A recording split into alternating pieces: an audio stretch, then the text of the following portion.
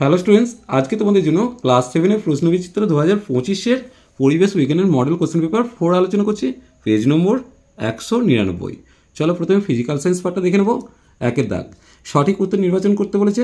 একের কোশ্চেন, কোনো বস্তু দ্বারা গৃহীত তাপ বেশি হবে যত বস্তুটির কী হবে, এখানটার মধ্যে সঠিক উত্তর হবে বস্তুর আপেক্ষিক তাপ যত বেশি হবে, অর্থাৎ সি এর উত্তর।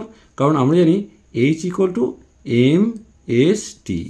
দেখো, গৃহীত তাপ তখনই বেশি হবে যদি বস্তুর ভর বেশি হয়, আপেক্ষিক তাপ বেশি হয়, তাপমাত্রার পরিবর্তন বেশি হয়। তাহলে সেক্ষেত্রে সঠিক উত্তর কোনটা হবে? সি এরটা। এরপর দেখো দুইটা, calcium chloride plus sodium sulphate, calcium sulphate plus 2NaCl মানে সোডিয়াম ক্লোরাইড। এটা কী ধরনের বিক্রিয়া? যেহেতু আয়নের বিনিময় ঘটছে তাই এটা বিনিময় বিক্রিয়া, তাহলে সঠিক উত্তর বি এরটা। দুটি অ্যালুমিনিয়াম 3+ এর চার্জ প্রশমিত করতে অক্সাইড আয়ন প্রয়োজন। যেহেতু এটা 3×2=6 হচ্ছে, তাহলে এখানেও 3টে আসবে, তাই 3×2=6 করতে হবে। তাহলে 3টি অক্সাইড আয়ন দরকার। পরমাণুতে উপস্থিত নিস্তরিত কণা হলো নিউট্রন, অর্থাৎ সি এর উত্তরটা। ক্যালসিয়াম পরমাণুর 2টি ইলেকট্রন বর্জন করলে উৎপন্ন হবে ক্যালসিয়াম 2+ আয়ন, অর্থাৎ এর উত্তরটা সঠিক। লেন্থা পদার্থের কী হবে? অবস্থান্তর ঘটায়, সি এর উত্তর সঠিক। কাপড় কাচার সোডা ও লঘু মিউরেটিক অ্যাসিডের বিক্রিয়ায় যে গ্যাস উৎপন্ন হবে সেটা হচ্ছে কার্বন ডাইঅক্সাইড, অর্থাৎ ডি এর উত্তর সঠিক। কঠিনের তরলে পরিবর্তিত হওয়াকে বলা হয় গলন, তাহলে এখানে এর উত্তরটা সঠিক। এসআইতে তাপের একক হলো জুল, তাহলে এর উত্তরটা সঠিক হবে। এরপর দেখো দুয়ের দাগ, সত্য মিথ্যা করতে বলেছে।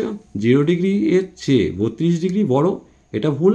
কারণ 0 ডিগ্রি সি উষ্ণতায় বরফ যেমন গলে, 32 ডিগ্রি এফ উষ্ণতাতেও বরফ গলে, অর্থাৎ সেলসিয়াস স্কেলের নিম্ন স্থিরাঙ্ক 0 ডিগ্রি সি, ফারেনহাইট স্কেলের নিম্ন স্থিরাঙ্ক 32 ডিগ্রি এফ, তাহলে এটা মিথ্যা হবে।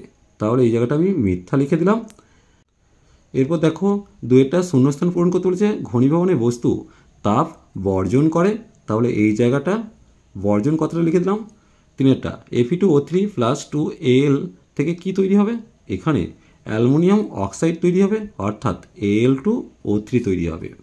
এরপর কিউপ্রাস অক্সাইডের সংকেত, কিউপ্রাস যার যোজ্যতা হচ্ছে 1 আর অক্সিজেন যার যোজ্যতা 2, এখানটা 2 আসবে, এখানটা 1 আসবে, তাহলে লিখব Cu2O।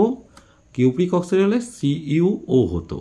এরপর তিনের দাগের সংক্ষিপ্ত প্রশ্নের উত্তর দিতে বলেছে।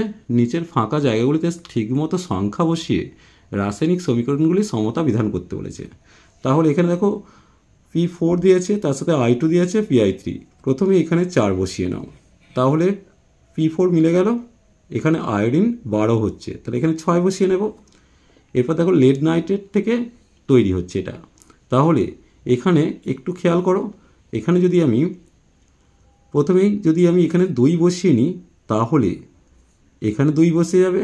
নাইট্রোজেন তাহলে কটা হচ্ছে? 2×2=4টে, তাহলে এখানে 4টে নাইট্রোজেন হয়ে গেল। এবার দেখে নেব অক্সিজেন কটা হচ্ছে। 3×2=6=12, এখানে 2টো, এখানে 8টা, এখানে 2টো, তাহলে মিলে গেল। এরপর বরফ গলনের লিনতাপ 80 ক্যালোরি পার গ্রাম কথার অর্থ 0 ডিগ্রি সি উষ্ণতায়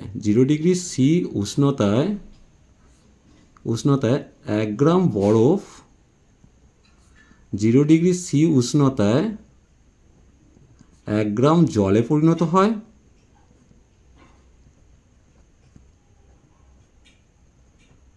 তাহলে কি হলো? 0 ডিগ্রি সি উষ্ণতায় 1 গ্রাম বরফ 0 ডিগ্রি সি উষ্ণতায় 1 গ্রাম জলে পরিণত হতে 80 ক্যালোরি তাপ গ্রহণ করে। এক ব্যক্তির জ্বর হওয়ার দেহের তাপমাত্রা হচ্ছে 104 ডিগ্রি ফারেনহাইট। সেলসিয়াস স্কেলে ওই তাপমাত্রার মান নির্ণয় করতে বলেছে। দেখো আমরা জানি C/5 = F-32/9, তাহলে C/5 F এর জায়গায় 104 বসিয়েছি, 104 - 32/9, তাহলে C/5 কত হলো? 72/9। 9 দিয়ে 72 কেটে 8 পেলাম, তাহলে C কত? 5×8 = 40, অর্থাৎ সেলসিয়াস স্কেলে পাঠ হবে 40 ডিগ্রি সি। এরপর দেখো কি দিয়েছে। সোডিয়াম পরমাণু ক্রমাঙ্ক হচ্ছে 11, ভর সংখ্যা 23। সোডিয়ামের নিউট্রন, প্রোটন, ইলেকট্রন চেয়েছে। প্রথমে প্রোটনটা তুমি 11 করে দাও, কারণ পরমাণু ক্রমাঙ্ক 11, তাই প্রোটন সংখ্যা 11। প্রোটন যদি 11 হয়, ইলেকট্রনও 11। আর পড়ে থাকছে নিউট্রন। নিউট্রনটা বের করার জন্য ভর সংখ্যা থেকে পরমাণু ক্রমাঙ্ক বাদ দিয়ে দাও, পেয়ে যাবে 12, নিউট্রন সংখ্যা 12টি। এরপর থার্মোমিটারের পারদ ব্যবহারের সুবিধা চলো দেখে নেব। দেখো, পারদ হচ্ছে অস্বচ্ছ ও ধূসর, তাই কাঁচের ভিতর পারদের ওঠানামা সহজেই বোঝা যায়, এটা 1 নম্বর সুবিধা। 2 নম্বর হচ্ছে পারদ কাঁচের গায়ে লেগে থাকে না, তাই কাঁচের মধ্যে দিয়ে সহজেই পারদ ওঠানামা করতে পারে। আর 3 নম্বর, পারদ বিস্তীর্ণ উষ্ণতার পাল্লায় তরল থাকে, তাই যে কোনো উষ্ণতার পাঠ থার্মোমিটার থেকে সহজেই পাওয়া যাবে। এরপর দেখো 40 ডিগ্রি সি কত ডিগ্রি ফারেনহাইট তা নির্ণয় করতে বলেছে। দেখো আমরা জানি C/5 = m-32/9, সি এর জায়গায় 40 বসাবো, 40/5 = m-32/9। 5 দিয়ে 40 কেটে 8 পেলাম, তাহলে কোনাকুনি গুণ হবে, f-32 সমান কত হবে, 8 9 72, তাহলে f সমান কত, 72 + 32, তাহলে f এর মান পেয়ে যাব 104, অর্থাৎ ফারেনহাইট স্কেলে পাঠ হচ্ছে 104 ডিগ্রি ফারেনহাইট। এরপর চলো লাইফ সায়েন্স পার্টটা দেখে নেবো। সঠিক উত্তর নির্বাচন করতে বলেছে। 1 কোশ্চেন, অ্যানিমিয়া হলো লৌহের অভাবজনিত লক্ষণ এটা বা রোগ। 2 প্রদত্ত কোন খাদ্য উপাদান থেকে শক্তি পাওয়া যায় না, এটা উত্তর হবে ভিটামিন।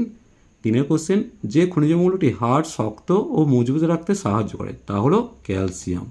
4 ভিটামিন ডি এর অভাবজনিত রোগ রিকেট, অর্থাৎ বি এর উত্তরটা সঠিক। জলের পরিমাণ সব থেকে বেশি থাকে লালাতে, এর উত্তরটা সঠিক। এরপর 2 শূন্যস্থান পূরণ করতে বলেছে। একটি ফ্যাটে দ্রবণীয় ভিটামিনের উদাহরণ হলো, উত্তর হবে অ্যাডেক, ADEK, যে কোনো একটা তুমি লিখবে। ভিটামিন এও লিখতে পারো, ডিও লিখতে পারো, ইও লিখতে পারো, কেও লিখতে পারো। 2 কোশ্চেন, নখ ও চুলে কী থাকছে, কেরাটিন প্রোটিন থাকে, তাহলে এই জায়গাটা তুমি লিখে দিচ্ছ কেরাটিন। এরপর 3 কোশ্চেন, দেখো মধুমেহ বা ডায়াবেটিস কাকে বলে, চলো দেখে নেব। দেখো এটা এখান থেকে লিখবে, রক্ত থেকে গ্লুকোজ যদি কোষে প্রবেশ করতে না পারে, এখানটা কি এভাবে লিখবে, রক্ত থেকে গ্লুকোজ যদি কোষে প্রবেশ করতে না পারে, ওই গ্লুকোজ তখন রক্তে জমে আর রক্তে গ্লুকোজ বেড়ে যায়। গ্লুকোজ তখন রক্তের মাধ্যমে ঘুরতে থাকে যতক্ষণ না তা মূত্রের মাধ্যমে দেহ থেকে বের হয়ে যায়। কোষে গ্লুকোজ ঢুকতে না পারার জন্য দেহের নানান অঙ্গে যেমন হৃৎপিণ্ড, বৃক্ক, চোখ, পায়ের সমস্যার সৃষ্টি হয়। এই অবস্থাকে মধুমেহ বা ডায়াবেটিস বলে। এরপর 2 কোশ্চেনে দেখো, অপুষ্টির ফলে শিশুর দেহে কি কি উপসর্গ দেখা দেয়, চলো দেখে নেব। দেখো ছবিটির দিকে প্রথমে তাকাও। 1 নম্বর হচ্ছে দেহের পেশিগুলির খুব বেশি ক্ষয় হবে। 2 নম্বর, হাড় বাইরে থেকে পরিষ্কার বোঝা যাবে। 3 নম্বর, চামড়া জায়গায় জায়গায় কুঁচকানো হবে। আর 4 নম্বর, হাত পাগুলো খুব সরু হবে। এইগুলোই হচ্ছে অপুষ্টির জন্য শিশুদের এই উপসর্গগুলো দেখা যাচ্ছে। দেখো 3 কোশ্চেন, দেহের কোথায় কোথায় লিপিড জমা হয়, চলো দেখে নেব। দেখতেই পাচ্ছ ছকের মাধ্যমে দিয়ে দিচ্ছে, তোমাদের এটা বইতেই উত্তরটা আছে। লিপিড মানবদেহের যে জায়গাগুলো জমা হয়, 1 নম্বর ঘাড়ে ও গলায়, 2 নম্বর ওপর হাতে, 3 নম্বর বুকে, 4 নম্বর হচ্ছে পেটে, 5 নম্বর উরুতে। চলো আজ এই পর্যন্তই। নেক্সট ভিডিও নিয়ে খুব তাড়াতাড়ি হাজির হবো। ভিডিওটি ভালো লাগলে লাইক শেয়ার কমেন্ট করো, পারলে চ্যানেলটিকে সাবস্ক্রাইব করে নিও। চলো টাটা, বাই বাই।